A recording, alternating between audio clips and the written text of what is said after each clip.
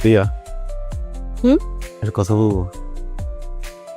অনুমতি লাগবে না, এমনি বলো। কাছে এসে বলি।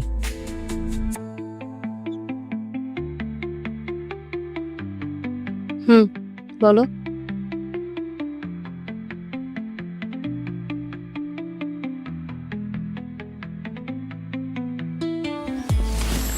কি করতেছো? সরি সরি সরি কি?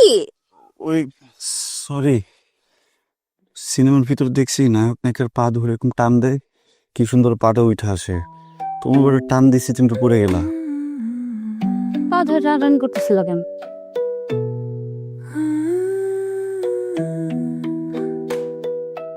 আমার তো ছোটবেলাতে হুন্ডা অনেক পছন্দ, তো আমি টিফিনের টাকা জমাইতেছিলাম, একটা হুন্ডা কিনবো।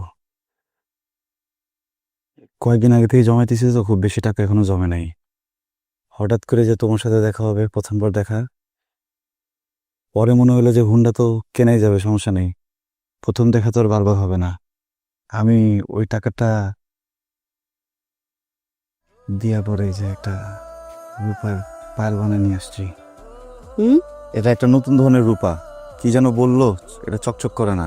চকচক করলে তো সোনা হয় না, চকচক করলে তো রূপা হয় না, তাই না? আসলে একটা সিনেমা বলছি না, বুঝছো? পরে দেই। ঠিক আছে, নায়িকা তো দাঁড়ায় পরে, আমি দাঁড়িয়ে পাবো না।